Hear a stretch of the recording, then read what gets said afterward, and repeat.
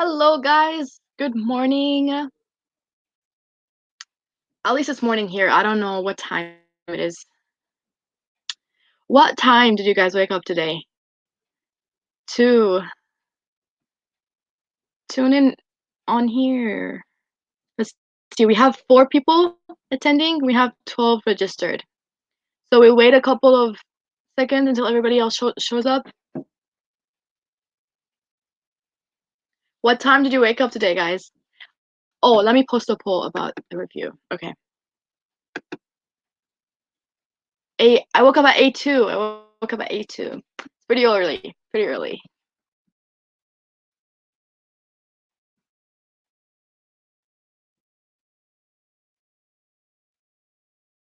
You guys are pretty determined. I'm pretty sure you guys will do pretty good on the test. Because if you woke up at 8 o'clock in the morning to review, you're nailing it. I'm pretty sure. So I'm gonna post a poll about the units because we don't have a really focus. We don't really have a main focus.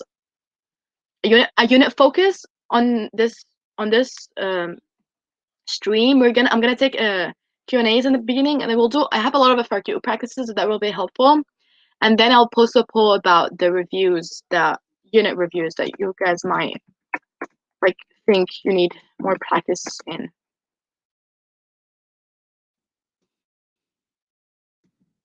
If you guys, you can start putting your questions. Yeah, okay, yeah, in the question box. I hope all of you guys are doing well. There are how many days left for the test? What, 10 days? 10 days left for the test, I believe.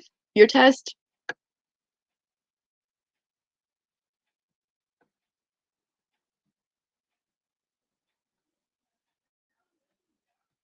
So we have, let's see, it's gonna take a little bit of time, sorry.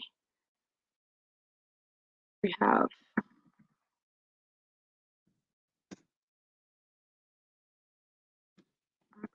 agriculture.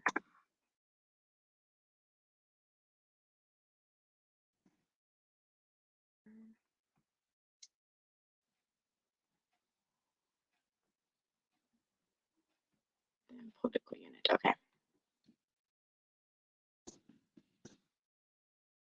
Okay. Okay, so take a couple of seconds to answer the poll I posted.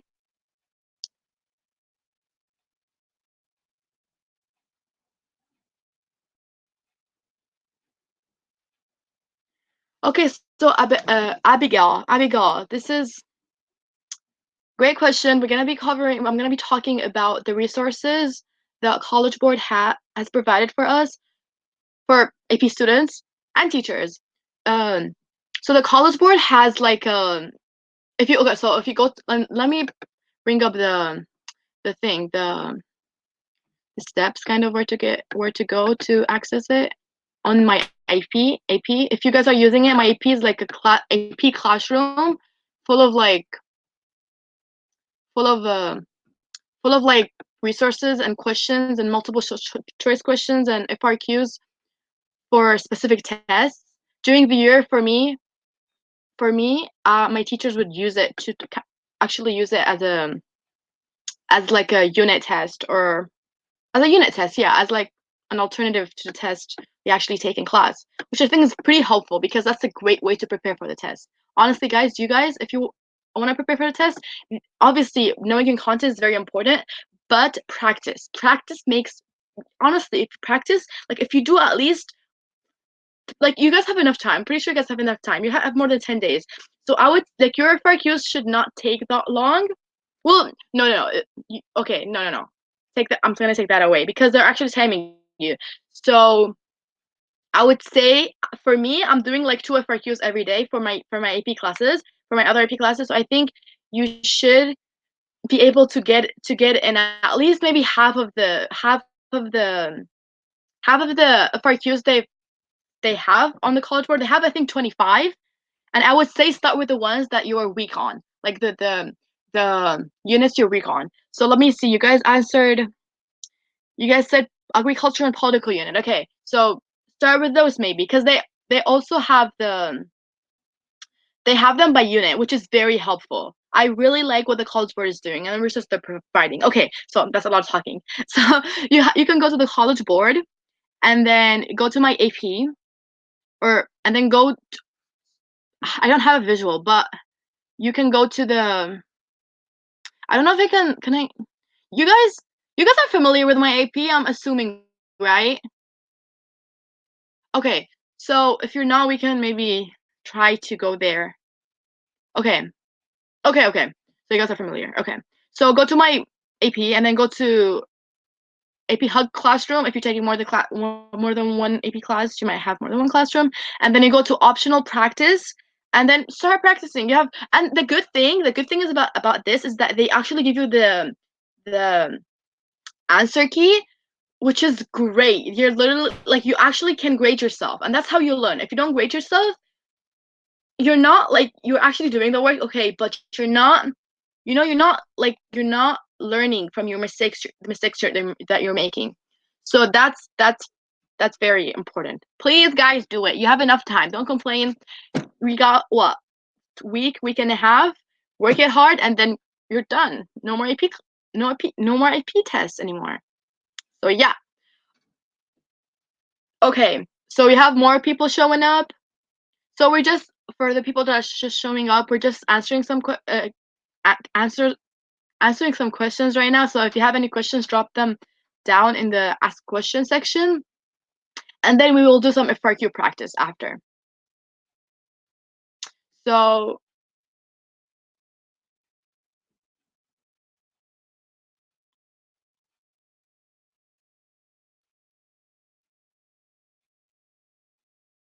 okay, so we have here population unit.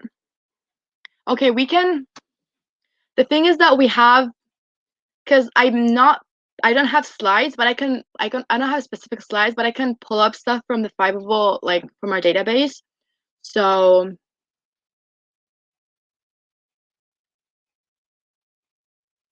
I'm not sure. Okay, I because usually we don't share slides for Q&As because they're supposed to be like general, like key answers and questions. So I'm not sure, but are you able to, you should actually, if you should be able to access the older replays. Okay, I'll see. I might be able to do that. I'm not sure because they're not created by me, but we're able to reuse them. Okay, so we'll answer some questions. Start putting some questions in the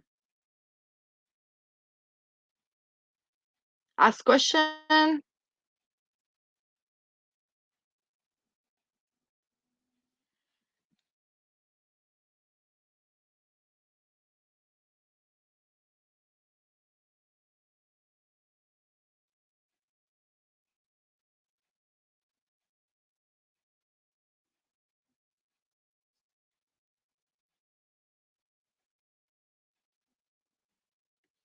Ooh.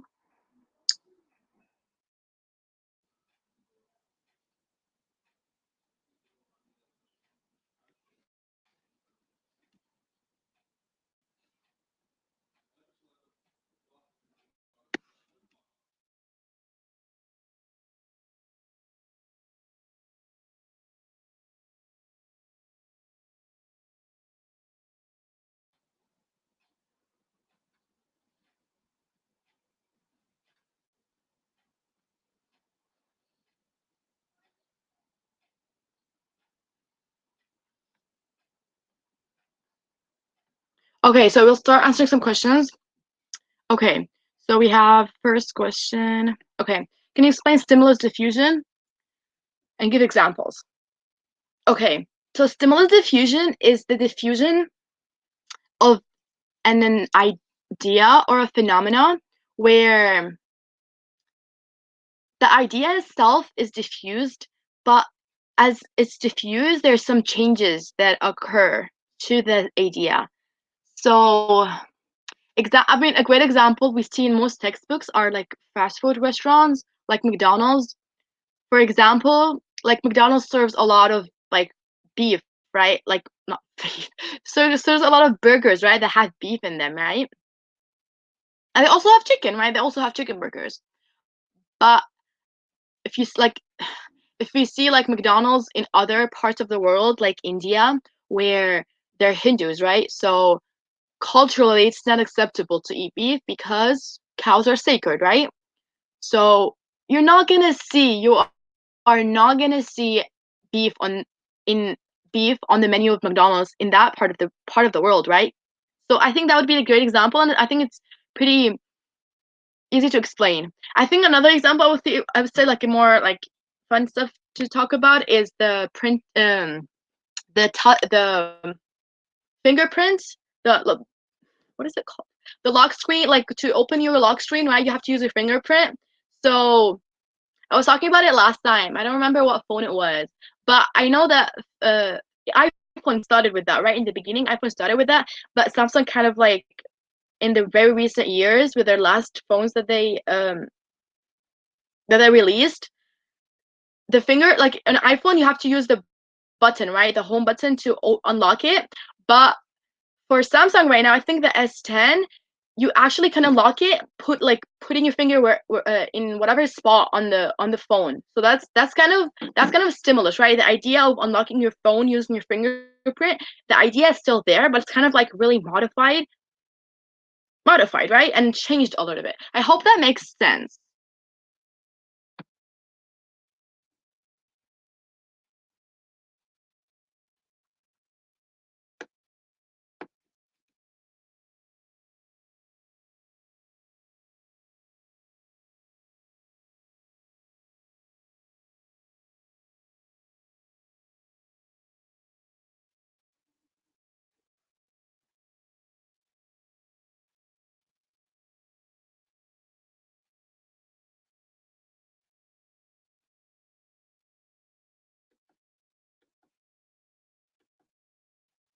Okay.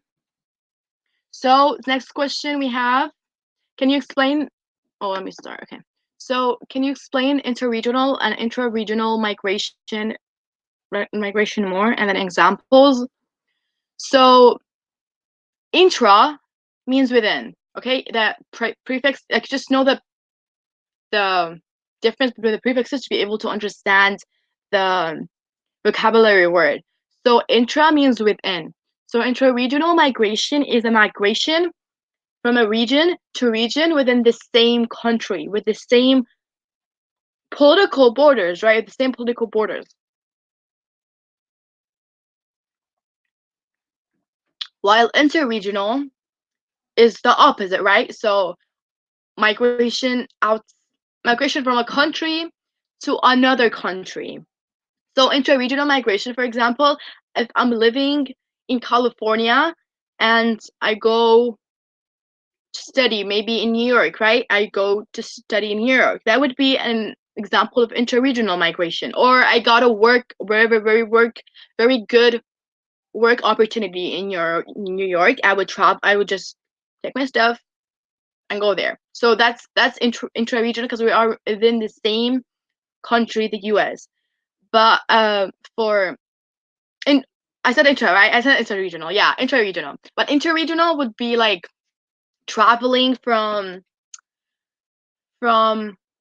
two countries, like two different countries. So I would say like it's kind of like when you're explaining this stuff, it's good to like throw in there other vocabulary words. So I would say like for me, if I don't know, like that just came up to my head, I would talk about refugees, right? Refugees in the Middle East right now.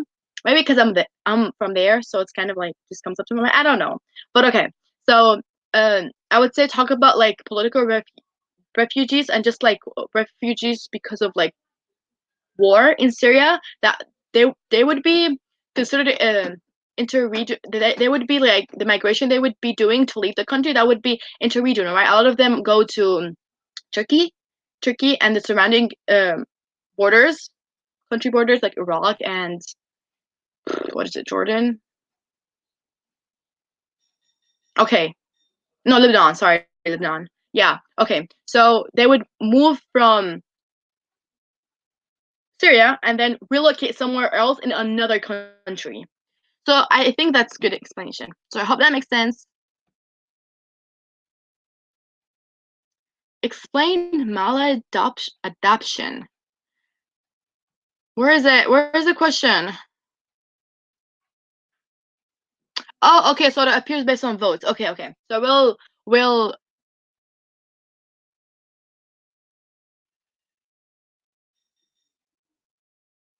Ooh, we got a lot of questions to answer. Okay.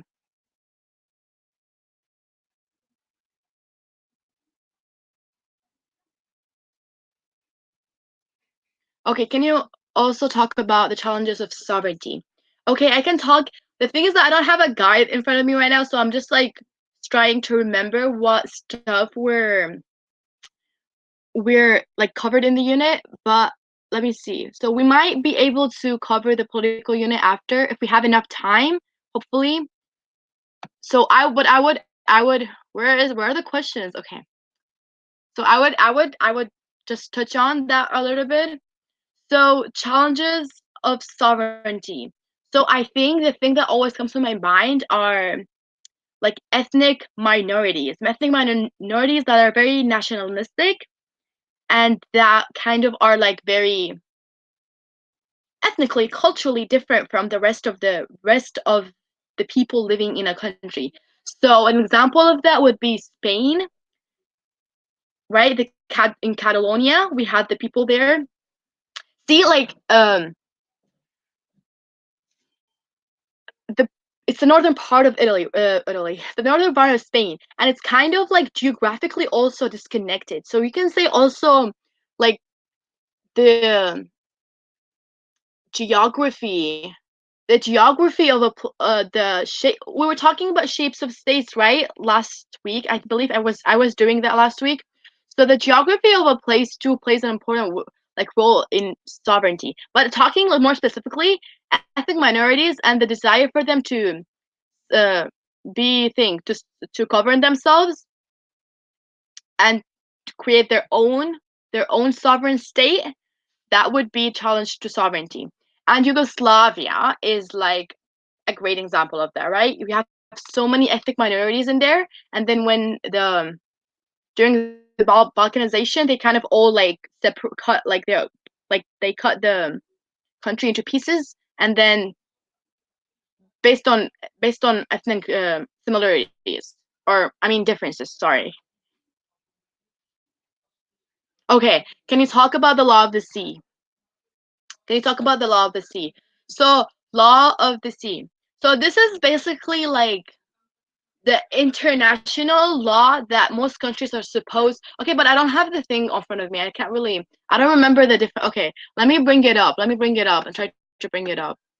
So let me bring up the different phases because I don't remember the different phases. Sorry, guys. Okay.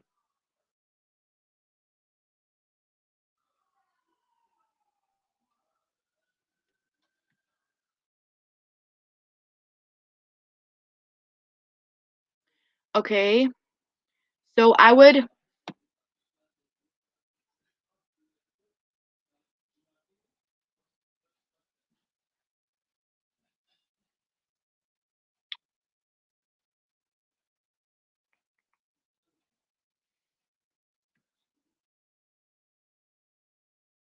Oh God. I'm really sorry, guys.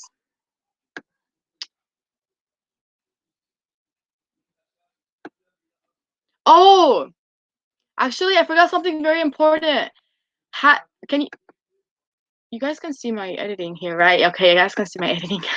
Sorry, guys. Okay, so I don't know if you guys have watched um the videos from the College Board talking about the test. They're so important, guys.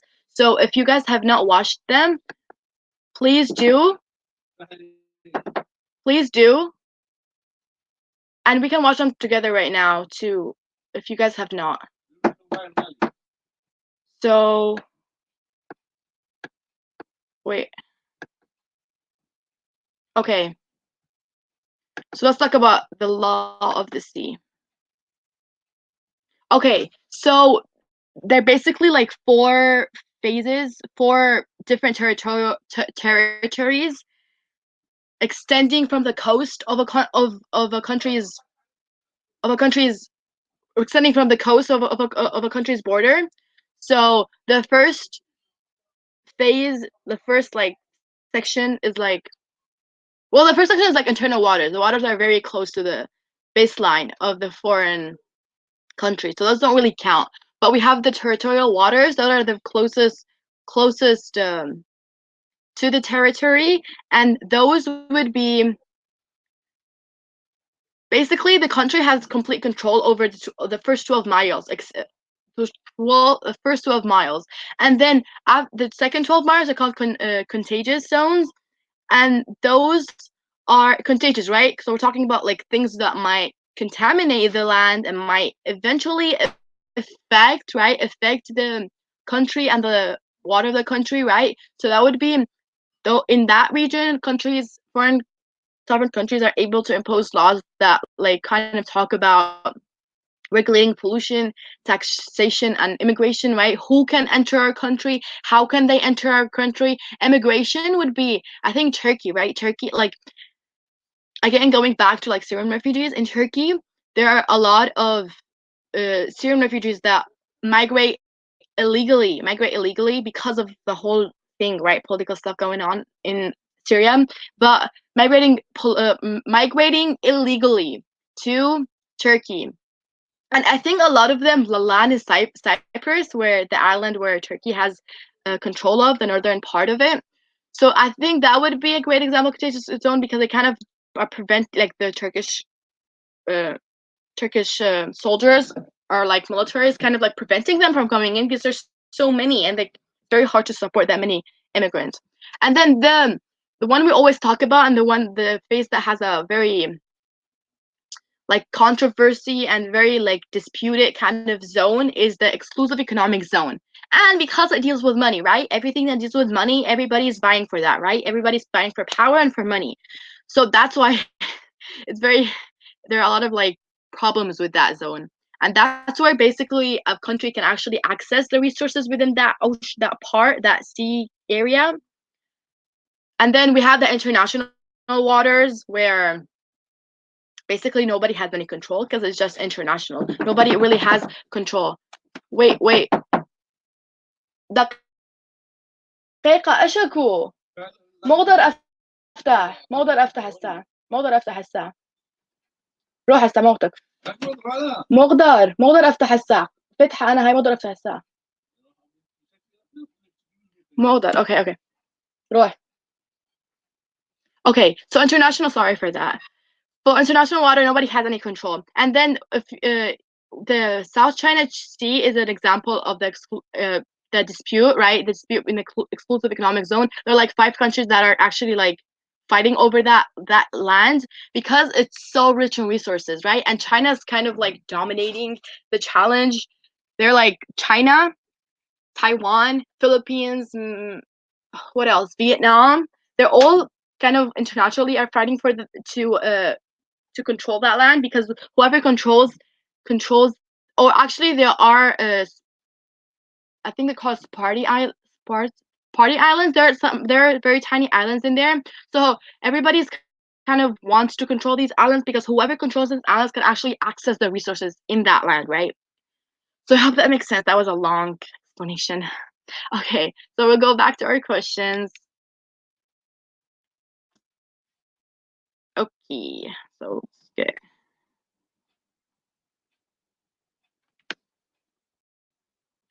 Ooh, what happened? Okay, we'll just leave it like that then. Is there a way to minimize this, but like not like make it completely big? Okay, yeah. Okay, that makes sense. I'm so bad at tech. Okay. So we're done with the law of the sea.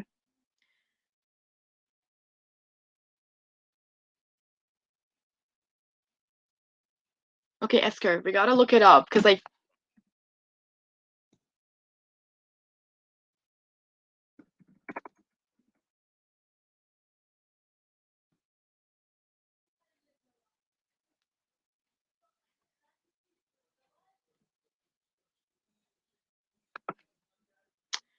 Okay, I'm very sorry, guys. I'm just trying to show up the curves because I think it will be easier to understand. I'm very sorry.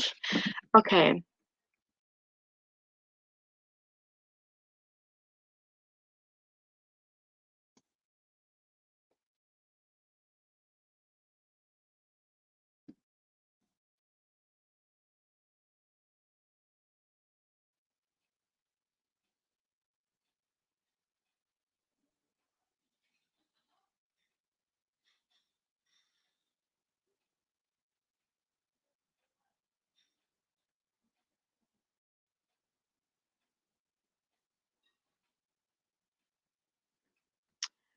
I can't find a good.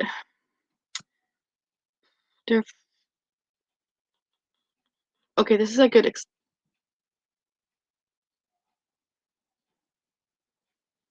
Okay, I think this is a good one. Okay, okay.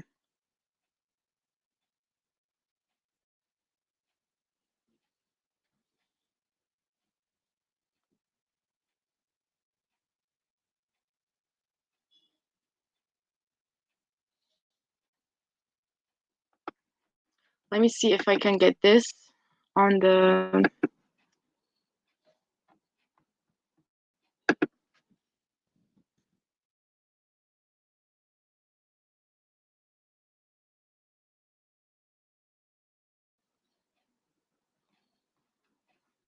Okay.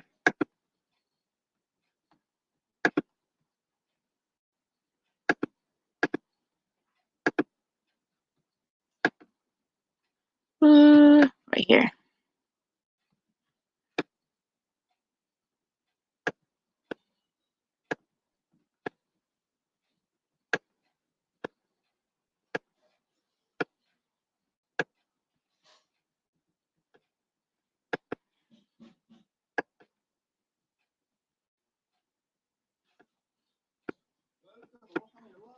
Okay, okay.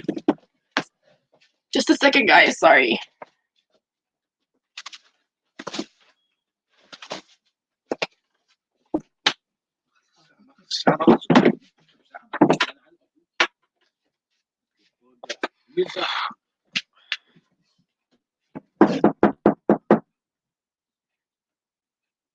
Done now. Sorry for that, guys. I had to get something. Okay.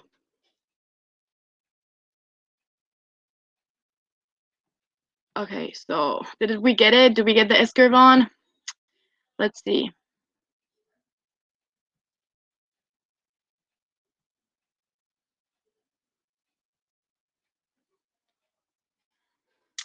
Oh, it's blurry. What is this? Okay, I'll talk about it from the other. We don't need to. Okay, okay. So we're talking about diffusion and the S-curve. Okay, so diffusion is just basically, right? It's the spread of an idea or of people or of something, a phenomena from one place to another, right? And then the S-curve.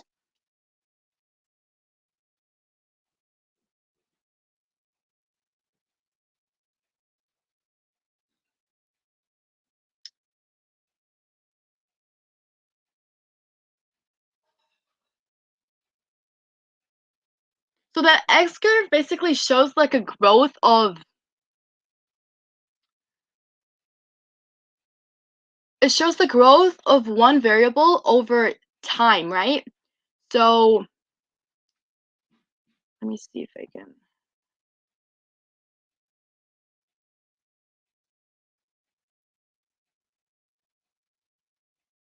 Internet here is very heavy because so many people are at home and everybody's using the Wi-Fi.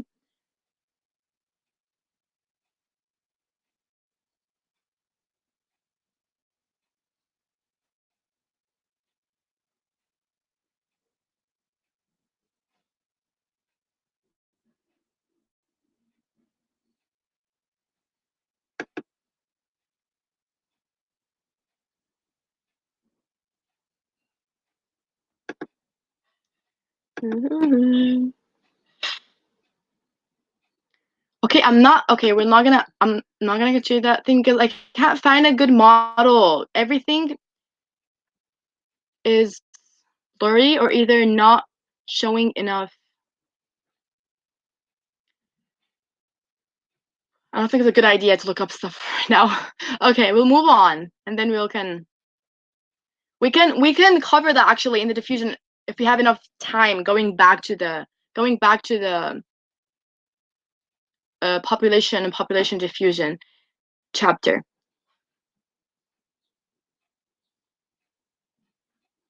Okay, for question, the first question, right? The whole agricultural stuff. We have to cover we have to go back to the unit. So we'll cover agriculture briefly. I hope very briefly before we like finish with this. So second question, explain maladaptation. Maladaptation is basically let me see. It's basically the failure to adapt to changes in the environment. Yeah. So it's basically when somebody migrates from a place to another place, there might be a lot of like external right changes, especially in the environment. So being able from you can just guess the meaning from the root of the word. Mala means bad, and then adaptation means adopting, right? So it's bad. It's being being.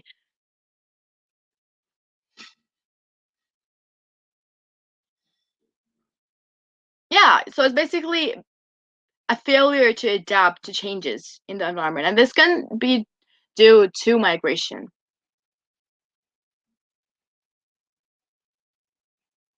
Oh, okay. We have a lot of model questions, and honestly, those take long to explain. So what I would say is that we next Tuesday, yes, I would be hosting a whole stream about just the models and AP Hug. So I would highly encourage you guys to tune in that stream next Tuesday, right at 7 p.m.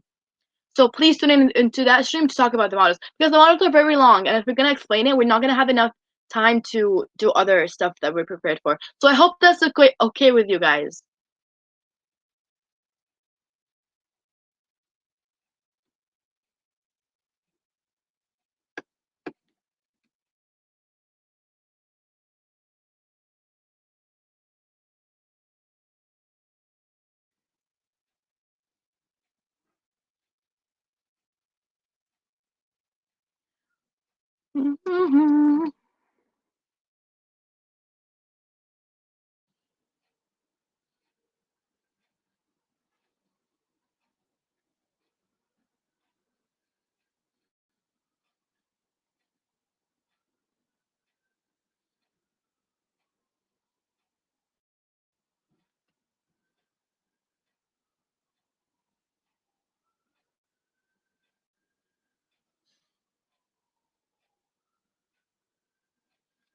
Okay.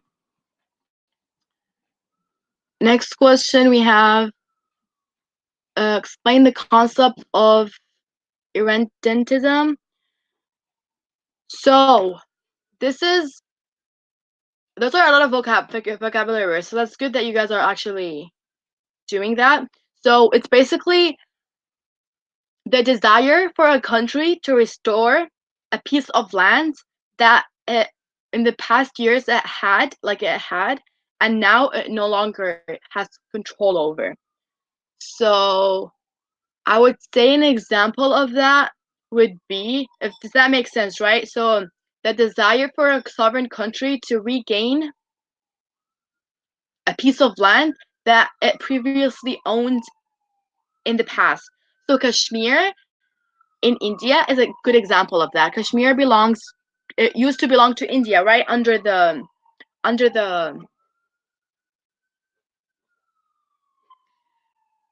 Does Mexico really want California back? It's basically no. I don't think that's a good example because Mexico does not really want California back. Like no, no. I wouldn't say that's a good example. But like it's actually like it's creating a conflict. It's like it's creating a conflict and tension between these nations. That's like how intense it is. So Kashmir is a great example of that. Kashmir is located in the northeast of India, right? But I think it's part of Bangladesh, right? No, no, no. What do we have? What is it? It's part of, what is it right now? Part of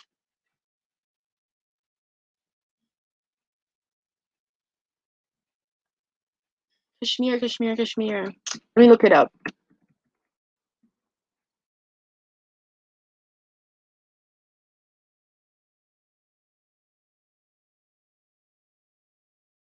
Ooh, ooh, ooh.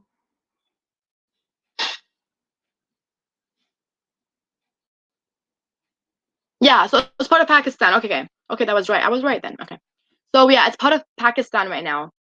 So, and there's a lot of tension between these two nations because of that chunk of land.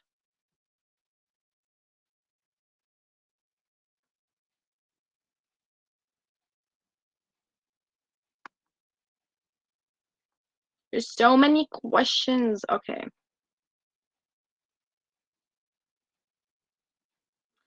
Can law of the sea cause nationalism? Mm, I would say, I mean, potentially, but I would like for currently right now, the law of the sea is so much political. Like it's not, I would say, well, potentially yes, but I won't write that on the FRQ. Like because if you think of it, there are a lot of countries that depend heavily on fishing and the resources that are provided. So like the Philippines, especially the Philippines. So if they're kind of like if that like opportunity is taken away from them, they're basically gonna be very mad, right? And that can cause nationalism, a lot of tensions. But nationalism is more of like, oh, like my nationality is like like hmm. It's it can, but I won't write that. Like it can in the situation, looking at the situation, but in current day, our the law of the sea dispute, like Southern Asia, it's very political. Like these disputes go into the United Nations, and even the U.S. is involved in it. Maybe the U.S. does not have any claim, right? It doesn't have any claim into that region, but U.S. is superpower, right? So it kind of controls a lot of the political affairs going on in the world. Hope that makes sense.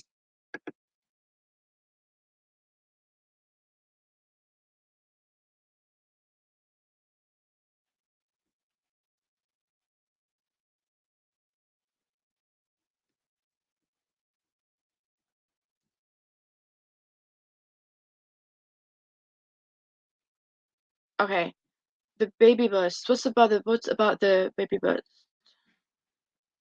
Okay, so just like a very brief, very fast explanation. The baby bus is the like kind of like the instant decrease of birth rate, and if it's instant, right, it can be caused by a lot of factors, a lot of like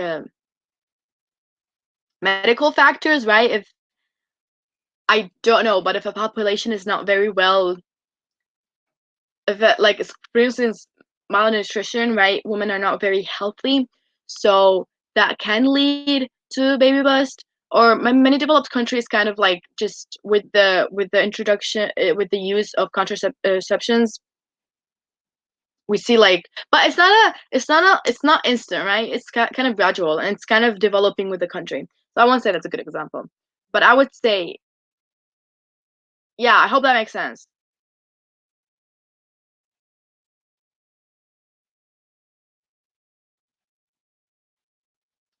Let's see. Is the news really important for the FRQs? If so, how do we study that? What do you mean for the FRQs? Like the stuff we're doing today, or generally like the AP hug, like the stuff on my AP? I'm not sure. Just Nancy, say that again, or type it. Type it.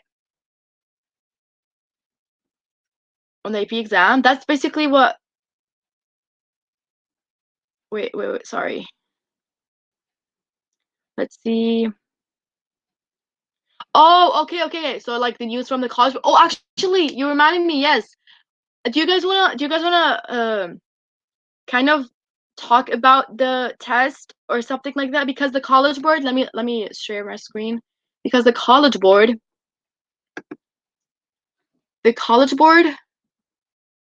posted two videos yesterday on their website, on their YouTube website, talking about a lot of information and how to prepare for the test date.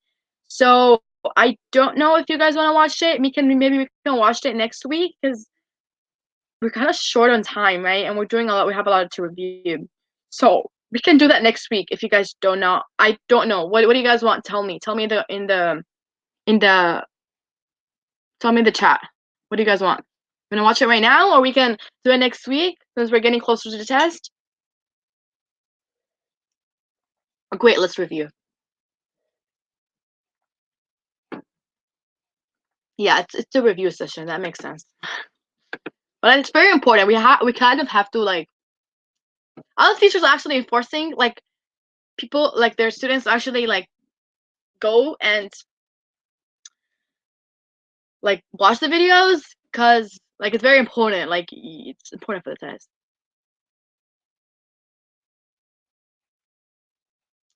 Can you talk about agribusinesses and the supply and commodity chains?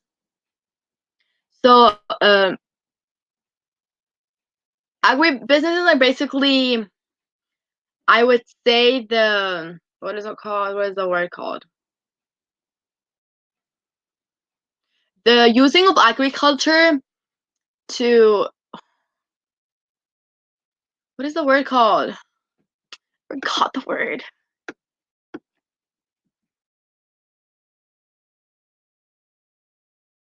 Okay, commercializing. Yeah, commercializing. So very sorry.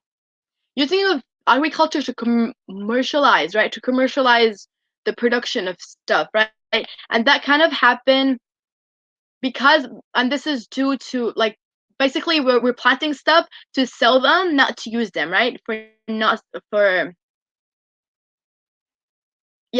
use them. And this is possible because of the advances in chemistry, using of fertilizers, advances in machinery, right? You really need like less manual work, so that will increase production and that will make it possible for businesses to actually sell the stuff that they're making. And then the supply and commodity chain is basically like this, like the steps by which something is a product is like being manufactured and made, right, and then sold. So for example, like let's say the brand, right, H&M, right, it's a US brand, right, but a lot of their manufacturing is in China. Most famous brands, right, all of their manufacturing is in China and India, like very out countries that really have very low, like because it requires so much less money, right, for labor wages, right, in those countries. So they're kind of like getting the yarn, right, weaving it, right, making the different parts of a shirt, right, and then putting that all together. All these different steps occur in different facilities or different countries, I would say, depending on their experience, right, like how good they are, and obviously money, wages. That's what matter, right? Money, how much profit they're making.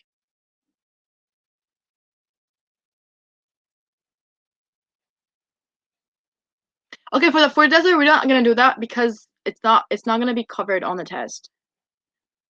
So we'll move on because we have so many questions and we're literally 44 minutes and that's so. Oh, I'm very sorry, guys. We spent the whole time doing Q&A. Okay, it's a Q&A though. That makes sense.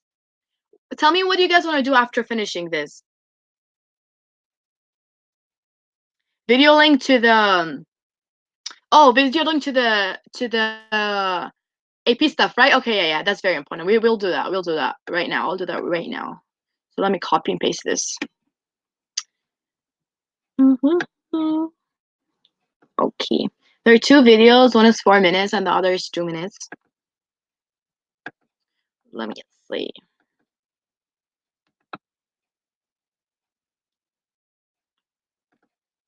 Okay, here. I hope you guys can access that.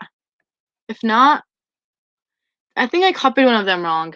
There's a space between the C and the T. Try to erase that when you're let me just try it. If it works, it works. If it doesn't use the same like channel, the advanced placement channel, to go back to the other video. Okay.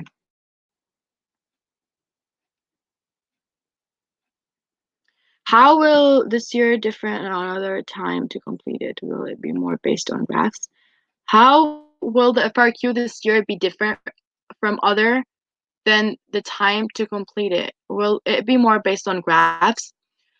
I won't say it would be more based on graphs because in the description they talk about there will be one stimulus, but I won't say it's more based on graphs.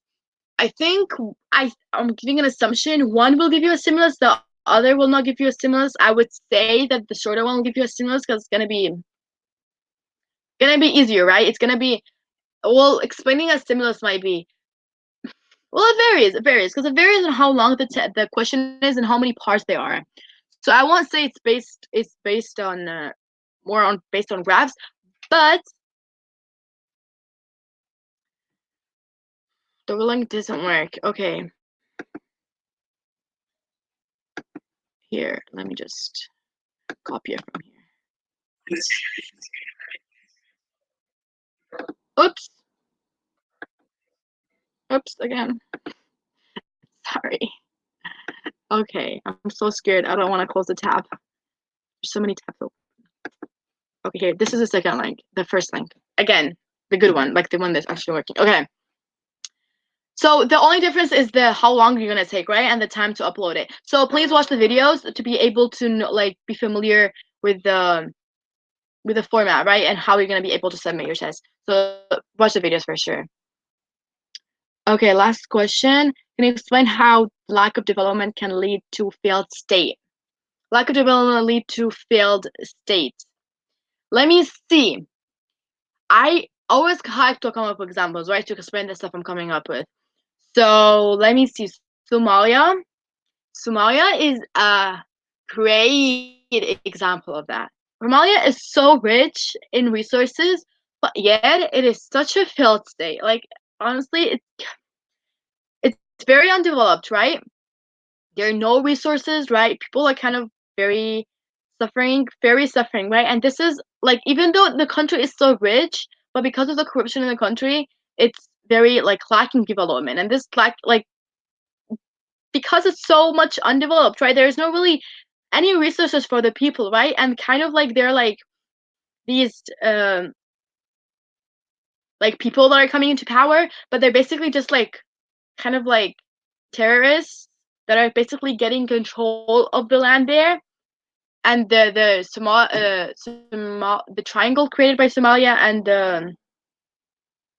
and Asia, that triangle of land, they basically are like that line is very dangerous because these like kind of pirates, they act like pirates, I would say. So they control that coast, and whoever actually accesses that part kind of gets like robbed. Their ships get stolen. So that's a result of that's a very failed state, right? Because the country is so lacking, right? There's no control, like there are no resources, right? Even when people get sick, you can't really go to a doctor, and even if they can, they might have to travel for so long. Even the access for water, right? You see a lot of like advertisements or like fundraisings for people living in Africa that are suffering. Lack of development, right? People are like can't even access water. They don't have access to clean water. They have to travel for miles to access just water. It's something that's so simple and so needed. So that's that. We answered 17 questions. That was so long. Okay. Okay, we'll do one FRQ. Okay, so I know many of you guys are gonna want to do agriculture. Since we don't have enough time, what we will do is that we will cover, because I know I made sure I had an agriculture FRQ. So we'll do the agriculture FRQ, and then we can do the other ones if we have enough time. If that is that cool with you guys to just review a little bit about agriculture? Is that cool? Good? No? Yes? Yes? No? Okay, so we'll do agriculture. Let's see, where is the agriculture? I had it. Oh, and it's with the stimulus too, so that's good. Okay, so it's this one. Okay, so don't like write paragraphs, but let me make this bigger so you don't see my face anymore.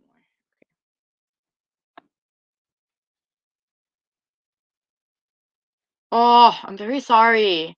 Are you guys are not able to see the whole thing, right? Are you? Tell me if you're able to see the whole slide, all the questions. No? Okay, now you can. Okay. Okay, so we have a stimulus here, right? We have kind of like couple of marked answers.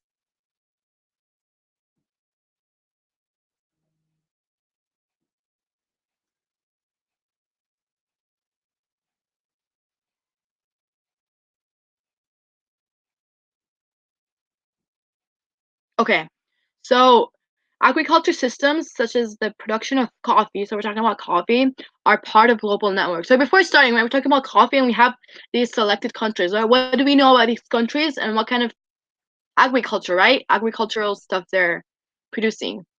Describe a common characteristic shared by coffee producing countries shown on the map. So write something really fast, right? Really fast in the chat to address that question.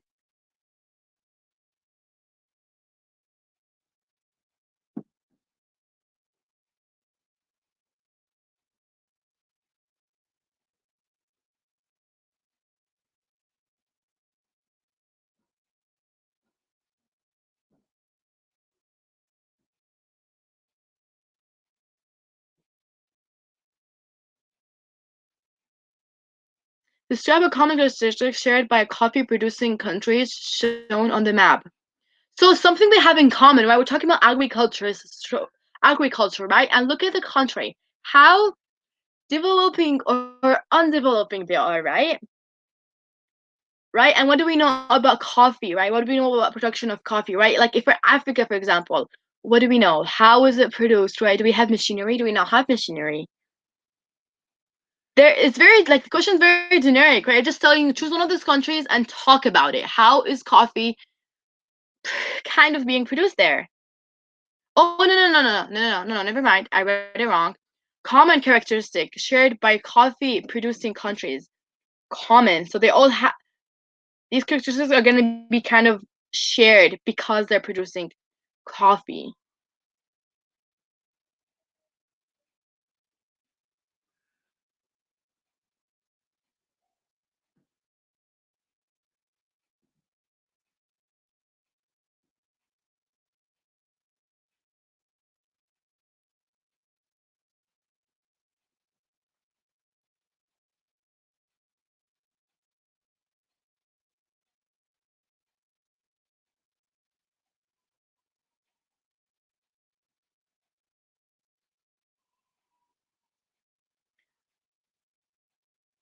Okay, so we have some questions.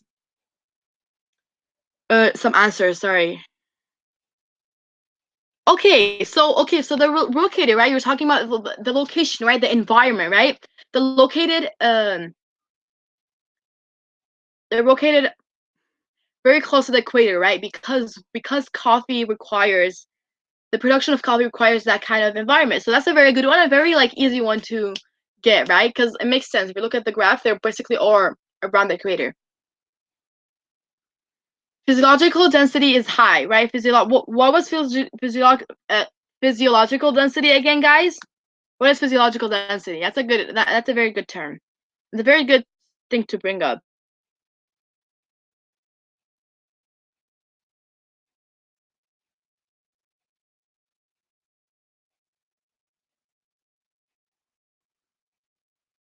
What's physiological density, guys? The density of the amount of people per unit of agricultural land. Yeah, for arable land. That's correct. Okay, so let's move on to the next question. Explain two impacts of coffee farming on producing countries. So the impact of producing coffee on countries, right? What is it gonna cause? What kind of factors and changes it's gonna cause within a country?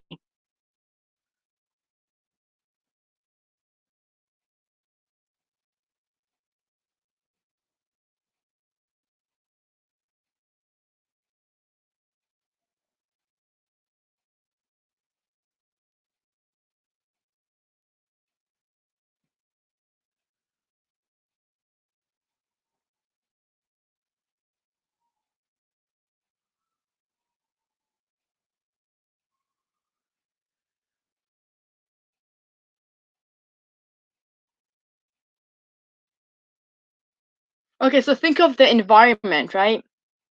As a factor, right, that can be affected economy, right? The jobs, right? So we're heavily dependent on producing coffee. So more jobs are going to be available, right? Let's see one of the questions. Not that sustainable. Yes, that's good. So what does that mean? What kind of changes are going to happen if it's not that sustainable, right? Producing coffee is not that sustainable. What kind of effects is going to have? It's going to have on the environment, right? So those are very good answers you guys are putting in there. Yeah, it's harmful. Yeah, producing coffee is harmful. So it's gonna affect the environment. It's gonna affect the environment. Those questions are actually those answers are pretty good. Pretty good. Okay. Identify and explain one way increased coffee consumption outside of coffee growing areas affect its production. So if we increase, let's say in the US, right? I think we consume a lot of coffee, right? A lot of Starbucks, right? We have a lot of Starbucks in here. So if we increase the consumption of that, what is that gonna put? What kind of stresses is that? I'm kind of giving an answer. What kind of changes that's gonna happen in those countries or those workers that or farmers that are producing that? What kind of changes that gonna have on these farmers?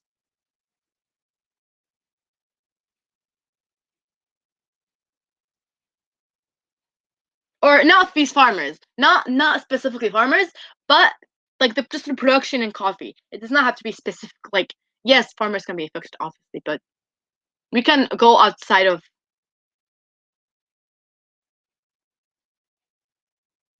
carrying capacity agriculture reform. Like just you're like saying that um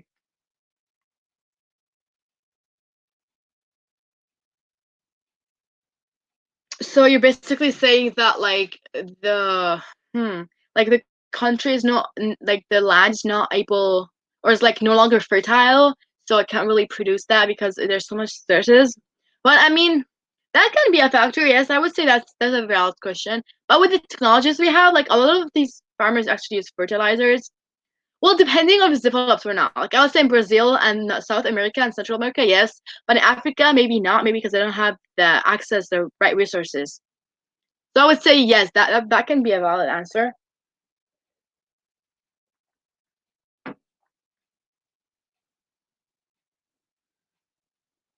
Yeah, I was looking for that. Yeah, more demand on workers, and especially if like in Africa where they're lacking resources. So the only way to speed up that production is to actually work harder because they don't have like there's no technological thing or machine or fertilizer that will increase that production of the coffee or the product whatever they're producing.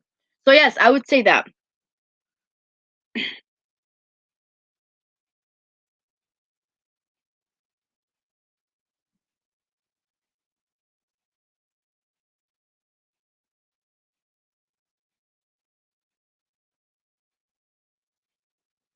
Okay. So next question, explain one change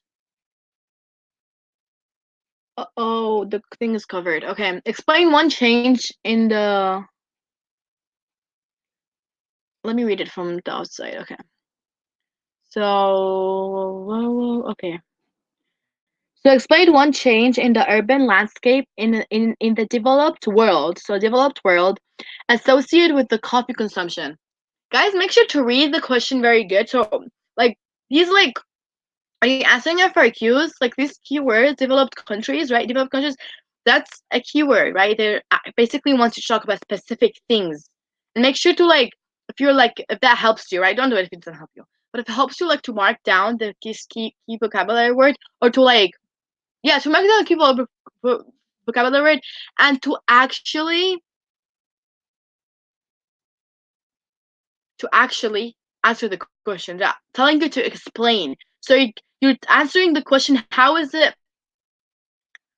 what are these some kind of changes associated with coffee consumption and how are they changes, why are they changes, why is that important, how is that going to affect like explaining is kind of more than just identifying, right? Okay, so what are some changes that can happen in the developed countries like in the US, the Europe, Western Europe, Eastern Western Europe, I would say, yeah, or more Western Europe because it's more developed.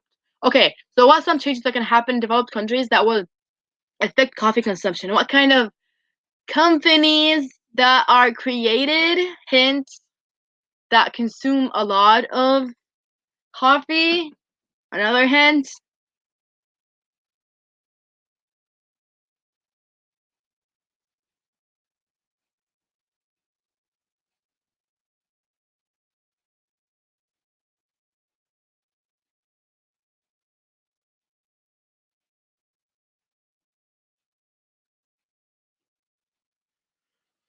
Since there is a lot of demand for coffee, the world, there will be an increase in coffee shops. Increased coffee shops. That's a great one. That's like a +2, +1, whatever the 20 points that question is. That's very good one. Yeah, many businesses would be created like Starbucks. Great. Ella, more of a demand for coffee in the urban landscape and increasing prevalency of places to buy coffee to supply needs of the population. This is why you migrate to Starbucks very frequently. Yes, those are great answers, guys. Good job. You guys are doing pretty good. Those are you actually are is answering the question and very very very very very very good. So we're talking coffee shops, right? We can also see more specialized coffee shops. Coffee shops that yeah, more specialized coffee shops like where they would have like Starbucks, right? Starbucks, we have like like a place to study, right? There's free Wi-Fi. So that would be kind of more specialized coffee shops. Like it's not where you just like 7-Eleven where you just go and buy buy coffee whenever you want it, but it's kind of like focus on coffee, but you have other kind of uh what is it called? Like services provided with that to kind of like attract more customers. So yeah, we're kind of done with this session. Okay, so we have one question. One question, I think it's 0.1, talking about FRQ. Okay, so how long should an FRQ be? My typed FRQ is only half page long, but when I handwrite it, it is 1.5 page long. Honestly, there is no limit on how long it is, but I would say you have to I would say that your FRQ should not be too long because you need to have enough time to answer all the questions and make sure like you have like especially for the first one. Sorry guys. Especially for the first FRQ, it's multiple like sections. So make sure you have enough time and to time yourself right? Don't write stuff that are not important. Just answer the question and give an example or two and that's it. Like it doesn't have to be that long. And I would say make sure to know how you're gonna submit the test. That's why watch the videos I sent. Watch the videos I sent. Not right now, after we're done. After we're done, watch the videos. Because you can type it or you can handwrite it. So whatever, like if you're a good typer, you will make you're a fast typer, you can type it. If you're not, then I would say handwrite it. Just depending on what you like. So yes, we are done with today. With this Q&A. I hope it was helpful for everybody. This was my first, actually. This was my first. Those